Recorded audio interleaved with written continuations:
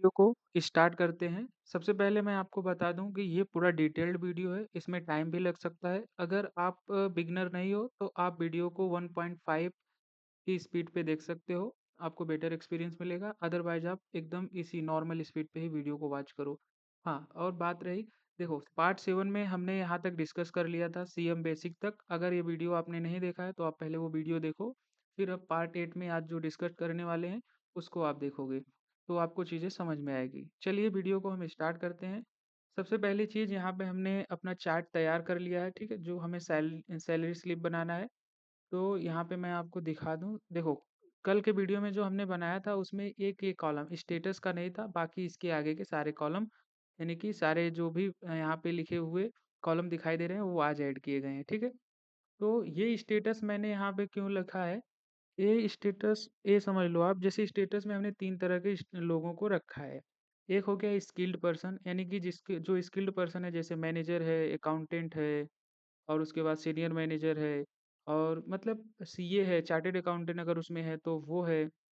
तो ये कंपनी में स्किल्ड पर्सन होते हैं, इनको बताना नहीं है कोई काम, इनको खुद करना रहता है कि ये काम है कंपनी का करना है।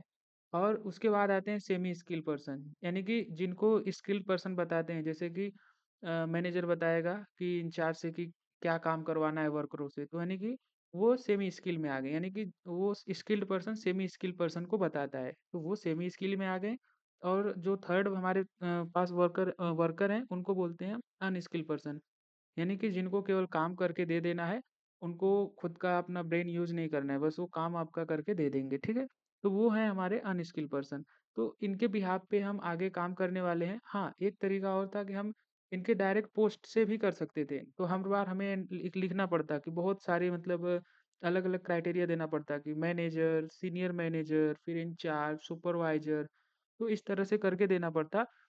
अदरवाइज हमें केवल 2 ही यहाँ पे कंडीशन अप्लाई करना पड़ेगा तो हमारा काम हो जाएगा, यानी कि फार्मूला हमें शॉर्ट में लिख के अपना वही सेम काम कर सकते हैं। तो चलिए आगे का वीडियो अभी पहले यहाँ पे सभी चीज़ों को समझ लेते हैं, फिर हम फार्मूले पे आएँगे। यहाँ तक आपको समझ में आ गया होगा, ये सीएम बेसिक तक। जो हमारा पहला था फिक्स्ड बेसिक मतलब वो सैलरी है जो हमारी शुरुआत में लगती है, ठीक है? कि मतलब कि हमें फिक्स्ड बेसिक बता दिया गया कि आपको 10,000 रुपया मिलेगा। लेकिन अभी उस पे हमें जो है कि टैक्स यानी कि टीए मिलेगा, ठीक है? फिर उसके बाद एचआरए मिलेगा, डीए मिलेगा, सीए मिलेगा, एमए मिलेगा, एसपी मिलेगा। तो ये सब जो चीज़ें अगर जो हमें मिलने वाली हैं, उसको छोड़ के जो उसके पहले की सैलरी होती है, वो हमारी फ़िक्स्ड सैलरी होती है। और यहाँ पे देखो एक चीज़ अगर आप देखोगे तो यहाँ पे लिखा है एक सीएम बेसिक यानी कि करंट मंथ बेसिक, यानी कि ये डिपेंड करता है, ये तो फ़िक्स्ड सैलरी तो ठीक है, लेकिन जो हमारा सीएम बेसिक है, वो हमारे वर्क डेज़ पर डिपेंड करती है कि हम कितना दिन काम किए हैं, तो कितना हमारी सैलरी यानी कि करंट मंथ की बनेगी, ठीक है? वो हो गया सीएम बेसिक। और एक तरह की यहाँ पे देखो एक हमारे पास सैलरी है ग्रोस सैलरी।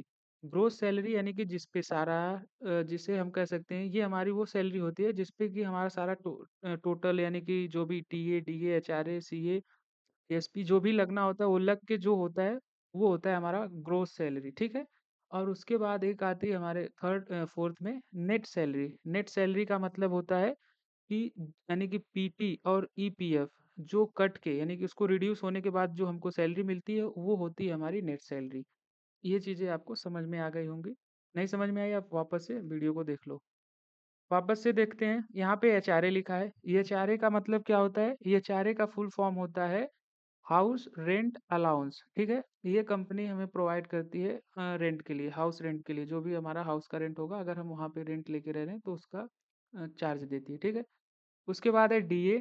डीए का मतलब होता है, इसका फुल फॉर्म है डेयरनेस अलाउंस। डेयरनेस अलाउंस मतलब महँगाई भत्ता।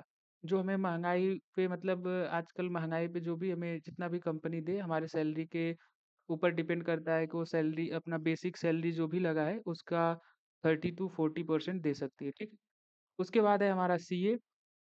सीए होता है कन्वीनियंस अलाउंस, ठीक है? ये मतलब ये डिपेंड करता है कि कौन-सी कंपनी दे रही है, कौन-सी कंपनी में नहीं है। किसी में भी रहेगा, किसी में ऑप्शन, किसी में नहीं रहेगा। लेकिन ये ऑप्शन होता है। तो सीए यानी कि वाहन भत्ता, यानी कि मान लो अगर हमारा कंपनी से रूम बहुत ज़्यादा दूर है, तो हमें कंपनी वहाँ पे वाहन भत्ता प्रोवाइड करेगी क्योंकि आने-जाने का खर्च हमें जो कंपनी देती है वही होता है हमारा सीए, ठीक है? फिर आगे उसके होता है एमए। एमए का मतलब होता है फुल फॉर्म मेडिकल अलाउंस। यानी कि मान लो कि हमारा अगर कोई मतलब प्रॉब्लम हो जाती है, जैसे कि हमें चोट लग जाए कंपनी में काम करते वक़्त, या हमें मतलब कोई प्रॉब्लम आ गई, जैसे मान लो नॉर्मली बुखार हो गया किसी को या और कोई प्रॉब्लम है तो हम मेडिसिन लेते हैं, तो उसका जो खर्च आता है वो होता है हमारा एमए, ठीक है? और उसके बाद है एलटीए, यानी कि इसको शॉर्ट में कोई-कोई टीए भी बोलता है। एलटीए का मतलब होता है लीव ट्रैवल अलाउंस, ठीक है? यानी कि जब हम छुट्टी पे जाते हैं जो ट्रैवल करके, उसमें जो खर्चा होता है वो कंपनी पे करती है। और कोई-कोई शॉर्ट में टीए यानी कि ट्रैवलिंग अलाउंस बोलता है, ठीक है? और उसके बाद हमारा यहाँ पे एसपी। एसपी एसपी मतलब होता है स्पेशल अलाउंस, ठीक है? स्पेशल अलाउंस मतलब विशेष भत्ता, ऐसा बोल सकते हैं उसको। यानी कि ये डिपेंड करता है कि जैसे कंपनी में आप, जैसे मान लो कंपनी का कोई मीटिंग है, तो मीटिंग अटेंड करने जा रहे हो या कंपनी के किसी कार्य से जा रहे हो, तो वहाँ पे जो चीज़ें मतलब अपना पर्सनल यूज़ के लिए, मतलब तुम्हारे को मतलब खाने का और कुछ भी ऐसा कुछ हो रहा है, तो वो सब जो खर्च आता है, वो इसमें ऐड करके देती है, ठीक है? और अगला वाला जो हमारे पास ऑप्शन है पीटी। पीटी का मतलब फुल फॉर्म होता है प्रोफेशनल टैक्स। प्रोफेशनल टैक्स होता है, ठीक है? अगर जो है कि जो कंपनी में जैसे सैलरी के ऊपर डिपेंड करता है कि आपकी सैलरी कितना है, तो उसी हिसाब से आपका पीटी कटता है, यानी प्रोफेशनल टैक्स कटता है। और यहाँ पे लास्ट वाला जो ऑप्शन है ईपीएफ, यानी कि इसको शॉर्ट में कोई-कोई पीएफ बोलता है। ईपीएफ का फुल फॉर्म होता है हमारा एम्प्लॉयी प्रोविडेंट फंड, ठीक है? और शॉर्ट में कोई प्रोविडेंट फंड बोल देता है, लेकिन ये फुल फॉर्म है एम्प्लॉयी प्रोविडेंट फंड। अगर अब आपको सारे फुल फॉर्म समझ में आ गए होंगे कि ये डीए क्या है, एचआरए क्या है, सीए क्या है, एमए क्या है, एलटीए क्या है, मतलब जो भी ऑप्शन दिखाई दे रहे हैं वो आपको समझ में आ गए होंगे। हाँ, ये इस तरह का वीडियो आपको यूट्यूब पे नहीं मिलने वाला है, क्योंकि फुल वीडियो मैं मतलब मैं ढूंढा, मेरे हिसाब से तो मुझे नहीं मिला, तो मैं सोचा मैं फुल ही वीडियो बना देता हूँ। इसमें टीडीएस जो होता है उसको भी मैंने इंक्लूड नहीं किया है। वो तो टैली, जब बेटर अगर आपको समझना है तो टैली पढ़ोगे तो वहाँ उसमें समझ में आएगा, ठीक है? बाकी अभी चलो ये चीज़ों को हम समझ लेते हैं। ये वीडियो बड़ा होगा, लेकिन अगर आप इसको पूरा अच्छे से देख लेते हो तो आपको एकदम सैलरी, बहुत ही एडवांस किसी कंपनी में काम होता हो, सैलरी शीट निकालना हो तो आप बहुत ही ईज़िली निकाल लोगे, ठीक है? चलो, यहाँ पे देखो, मैं नीचे यहाँ पे एक क्राइटेरिया लिखा हूँ। अगर मैं थोड़ा-सा आपको ज़ूम करूँ तो यहाँ पे दिखाऊँगा, ये आप देख सकते हो। यहाँ पे मैं लिखा हूँ स्किल, स्किल के आगे लिखा हूँ 70%, यहाँ पे लिखा हूँ सेमी स्किल 50%, अनस्किल 30%। इसलिए मैंने यहाँ पे ये सब चीज़ें लिखी है कि जैसे अगर हमें एचआरए निकालना है, हाउस रेंट अलाउंस, ठीक है? तो जो स्किल पर्सन है, उसको हाउस रेंट अलाउंस, यानी कि जो हाउस का खर्चा मिलने वाला है, रेंट मिलने वाला है, उसका थोड़ा-सा ज़्यादा होगा, ठीक है? तो उसको हम 70% दे रहे हैं जो स्किल पर्सन है। जो सेमी स्किल पर्सन है उसको 50% दे रहे हैं, और जो अनस्किल पर्सन है उसको 30% का मिल रहा है। इसी के बिहाफ पे हम अपना यहाँ पे कम अपना एचआरए में फार्मूला यूज करेंगे। तो चलिए हम सिंपल सा आप चलते हैं अपने फार्मूले की तरफ और देखते हैं कैसे निकालेंगे एचआरए, सीएटी, ये जो भी हमें निकालना रहेगा, ठीक है? यहाँ पे सबसे पहले एचआरए वाले कॉलम पे क्लिक करता हूँ। आपको ज़ूम करके इसलिए दिखा रहा हूँ ताकि आपको चीज़ें अच्छे से समझ में आए, ठीक है? इक्वल का निशान लगाएँगे, फिर उसके बाद फ़ॉर्मूला लिखेंगे इफ। जैसे ही इफ लिखेंगे उसके बाद हम टैब प्रेस कर सकते हैं या डबल क्लिक कर सकते हैं। मैं टैब प्रेस किया। हमारा पूछ रहा है लॉजिकल टेस्ट क्या है? तो हमारा लॉजिकल टेस्ट होगा स्किल, क्योंकि इसी के बेस पे हम लोगों को कितना परसेंट सैलरी से देना है उसका मतलब परसेंटेज निकालेंगे, ठीक?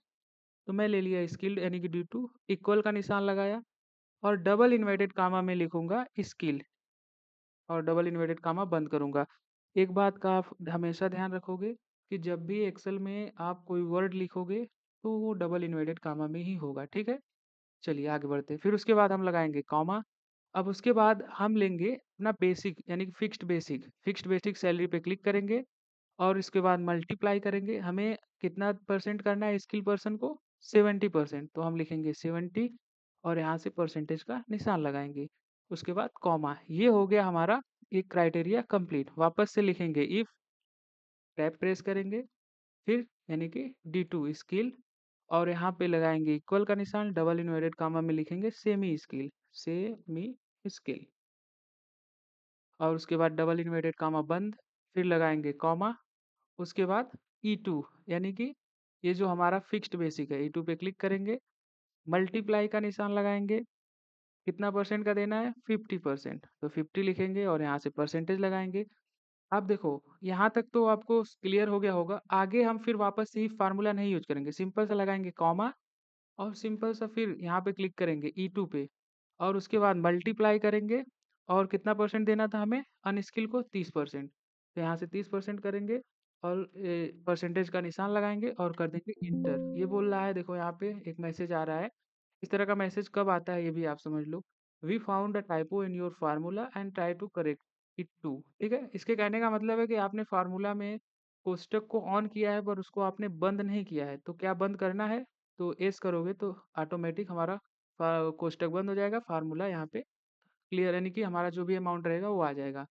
और अमाउंट को हमें नीचे तक लाना है तो हम डबल क्लिक कर सकते हैं यहाँ से माउस का। अदरवाइज हम यहाँ से माउस को पकड़ के ड्रैग करके नीचे तक ला के छोड़ सकते हैं। ठीक है, डबल क्लिक करता हूँ तो सभी में फार्मूला फिल हो जाएगा। ठीक है, चलिए अब यहाँ तक आपको समझ में आ गया है। ठीक है, तो चलिए एक बार पहले वापस से फार्मूले को समझ लेते हैं। देखो, हमने यहाँ पे इक्वल का निशान लगाया, इफ फार्मूले का यूज किया और यहाँ पे लिया D2। D2 यानी कि हमारा जो स्टेटस है, स्टेटस यानी कि जो एम्प्लॉय स्किल है, सेमी स्किल है, अनस्किल है, यानी कि वो हो गया। ठीक है, D2 कॉलम। तो यहाँ पे लिखा D2 यानी कि D2 में स्किल है, अगर पर्सन जो है वो स्किल्ड है तो E2 यानी कि हमारा जो फिक्स्ड बेसिक है, फिक्स्ड बेसिक जो हमारा कंपनी का है उसमें से मल्टीप्लाई 70%, उसका 70% यानी कि 70% हमको मिलना चाहिए। और अगर फिर वापस से ही फार्मूला यूज किया, अगर D2 में सेमी स्किल है तो फिक्स्ड बेसिक से 50% मिलना चाहिए और लास्ट वाला E2 से जो भी बचा वाला, मतलब उसके बाद जो कोई भी बचा है वो सबको 30%। यहाँ तक आपको समझ में आ गया होगा। फार्मूला से बाहर जाना है तो कल हमने बताया था कीबोर्ड से एस्केप बटन प्रेस करेंगे, आ जाएंगे बाहर। ये तो हमारा हो गया, ये चारे क्लियर। अब देखो डीए निकालना है। तो डीए देखो अलग अलग तरह से निकाल सकते हैं। एक तो होता है कि हम डीए इसके बिहाफ पे निकाल सकते हैं, जैसे मान लो कि जैसे एचआरए निकाले हैं, हम ऐसा मान लेते हैं कि जो स्किल पर्सन है उसको यानी कि डी यानी कि डेयरनेस अलाउंस, महंगाई भत्ता, उसको हम देने वाले हैं 10% का। जो हमारा जो है कि सेमी स्किल है उसको मान लो हम दे रहे हैं 8% का। और जो वर्कर है उसको हम 6% का देना चाहते हैं। तो बस कुछ नहीं करना है, यहाँ पे डबल क्लिक करेंगे और फार्मूला को कर लेंगे कॉपी। ठीक है, कंट्रोल सी कर सकते हैं या राइट क्लिक करके कॉपी और इसके बटन प्रेस करेंगे, बाहर आ जाएंगे। डीए वाले यानी कि यहाँ कॉलम पे क्लिक करेंगे, F2 बटन प्रेस करेंगे, एडिट मोड में आ जाएंगे, कंट्रोल के साथ वी प्रेस कर देंगे, फार्मूला यहाँ पे हमारा लिखा जाएगा। अब चेंज क्या करना है, सेम यानी कि D2 में अगर स्किल पर्सन है तो उसका जो है कि फिक्स्ड बेसिक से हमें उसको कितना परसेंट मिलना चाहिए महंगाई भत्ता, 10%। तो यहाँ पे लिखेंगे 10। अगर सेमी स्किल है तो हम यहाँ पे लिख देंगे, सॉरी यहाँ पे लिखेंगे जहाँ पे 50 लिखा है यहाँ पे लिख देंगे 8%। और उसके नीचे जो भी है अन स्किल है या और कोई है उसको मिलेगा 6% का और कर देंगे हम इंटर। ठीक है, इतना होने के बाद इंटर। तो देखो ये 4,000 रुपये का इसको महंगाई भत्ता मिल गया और यहाँ पे डबल क्लिक करेंगे तो किसी को 3500 का है, 2400 का है, यहाँ पे नीचे 1200 के। ठीक है, क्योंकि इनको कितना है 6% का मिला है। तो यहाँ तक आपको चीज़ें डीए तक यानी कि डियरनेस अलाउंस तक समझ में आ गई होगी। अब चलो सीए कैलकुलेट करते हैं। ठीक है, सीए कैलकुलेट यहाँ पे कैसे करेंगे वो देखो। सीए कैलकुलेट करने के लिए सबसे पहले मैं इसको जूम आउट करता हूँ।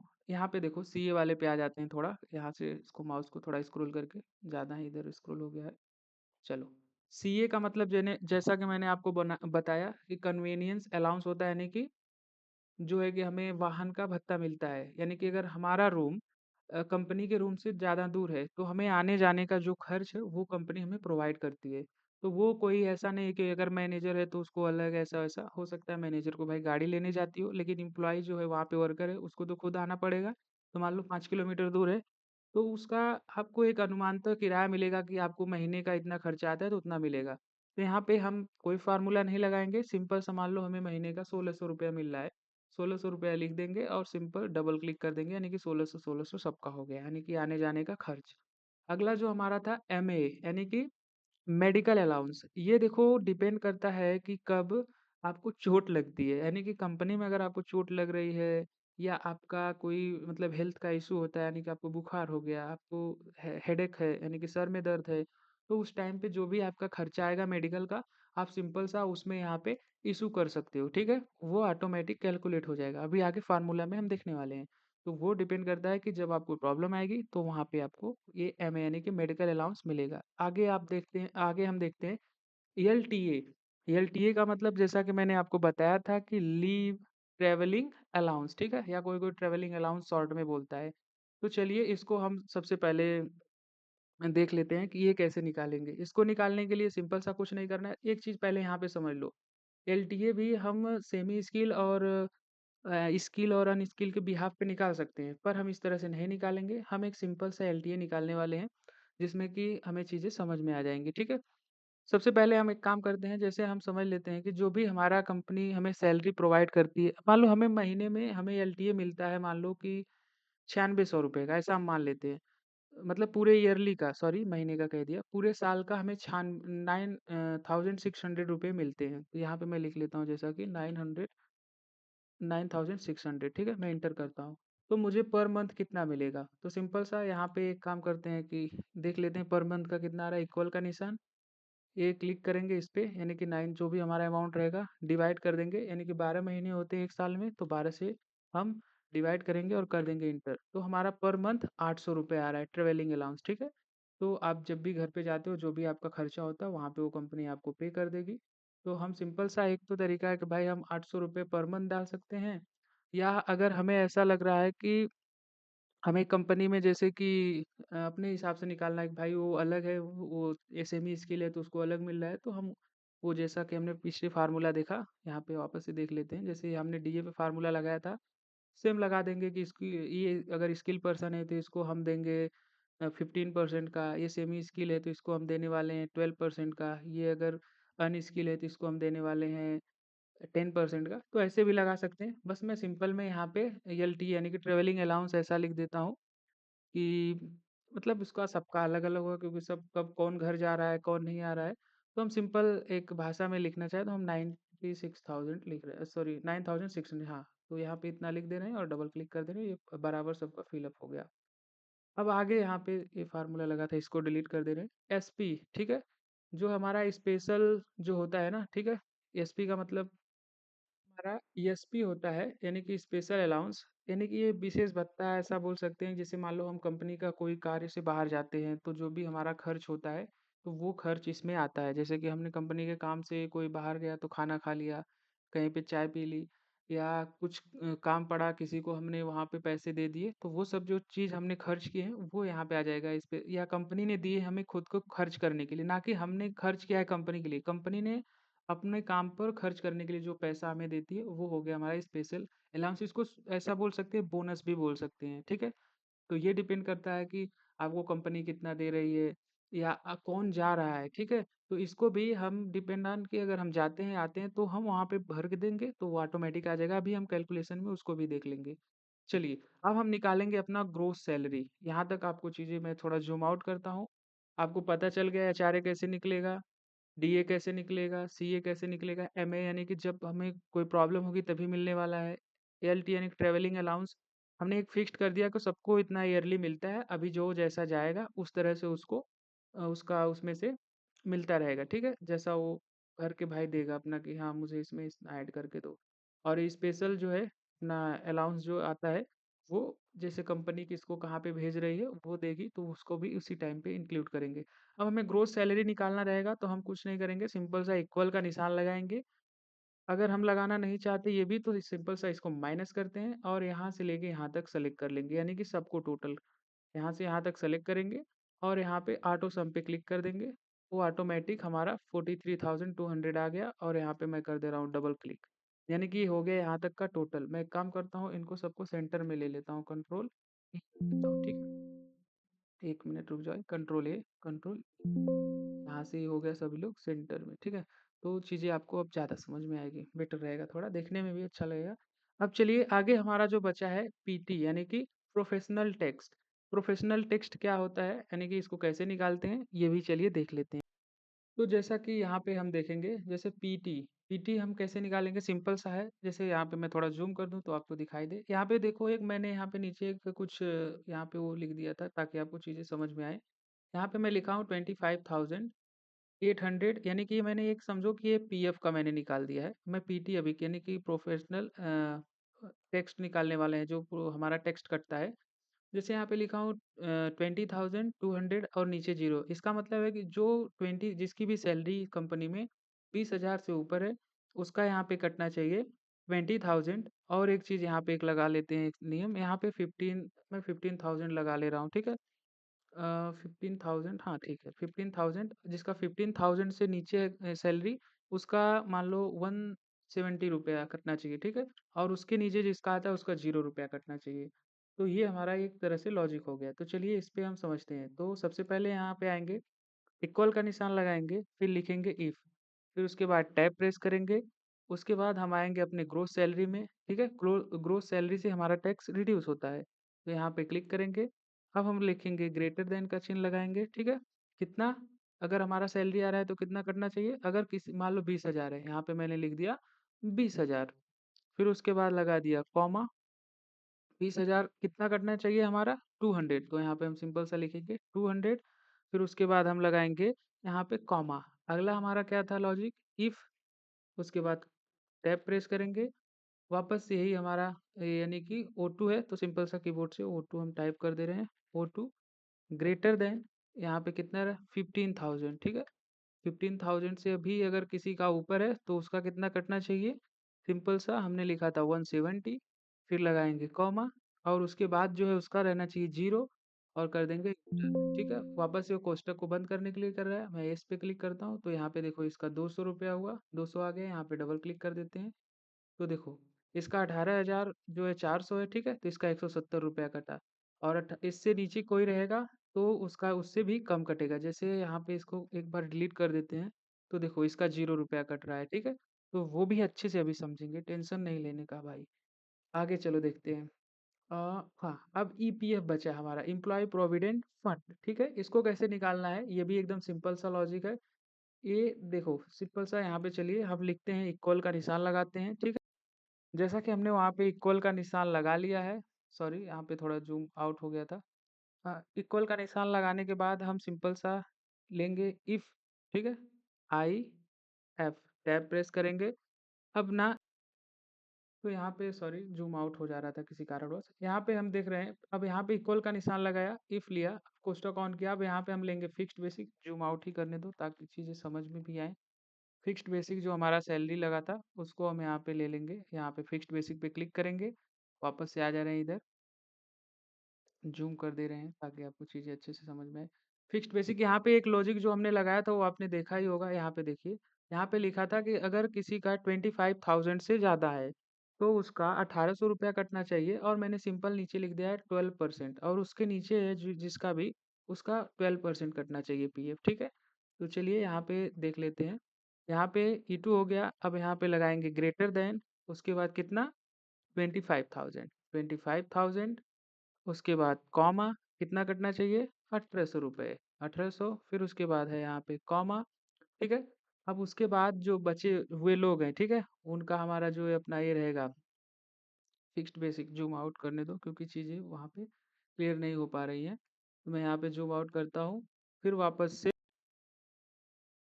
फिर हम अपना E2 से, इधर है थोड़ा हमारा E2 अभी, ये यहाँ पे है E2, यानी कि ये फिक्स्ड बेसिक, फिक्स्ड बेसिक से मल्टीप्लाई कर देंगे।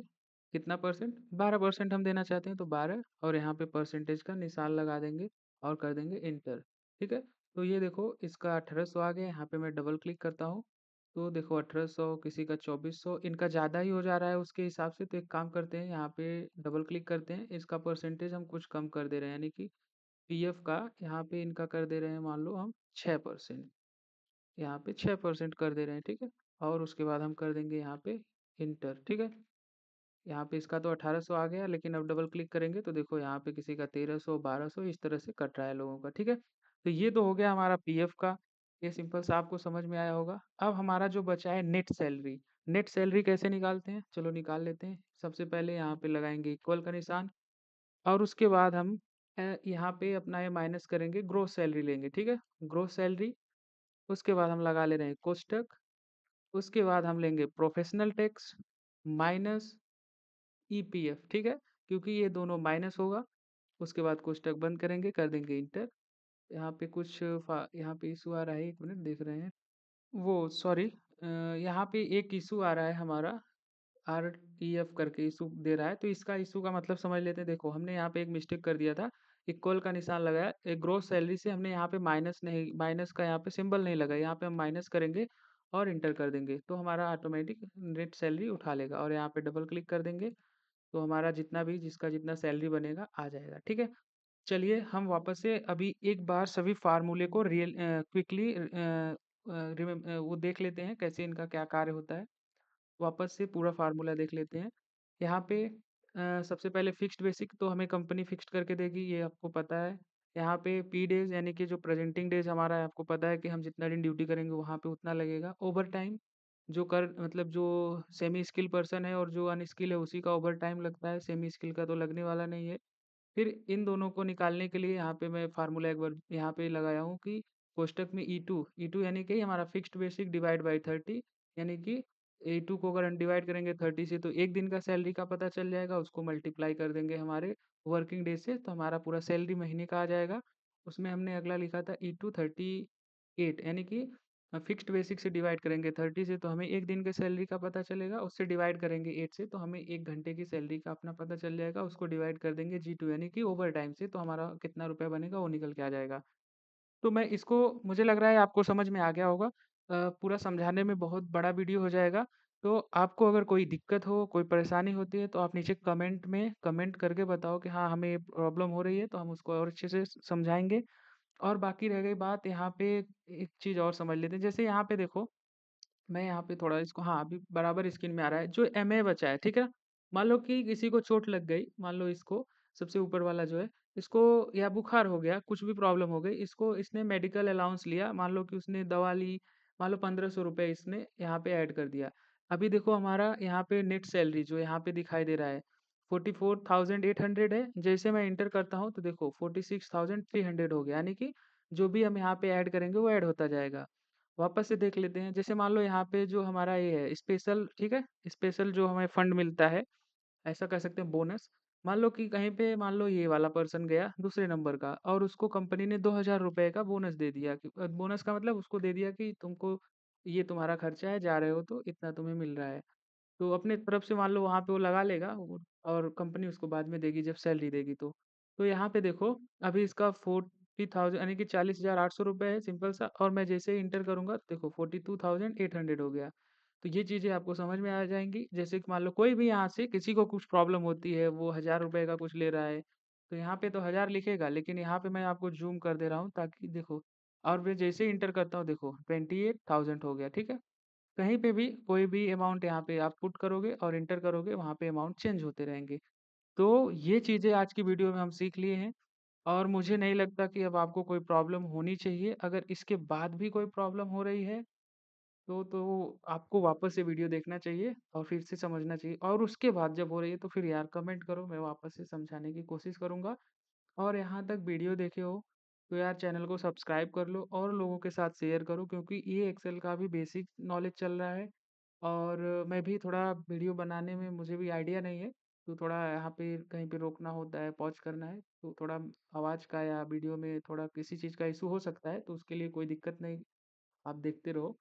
बाकी यहाँ तक वीडियो देखे हो तो चैनल को सब्सक्राइब करो और लोगों के साथ शेयर करो, और इस चैनल पे बने रहो, क्योंकि यहाँ पे आपको एक जल्दी ही बहुत अच्छी न्यूज़ देने वाला हूँ।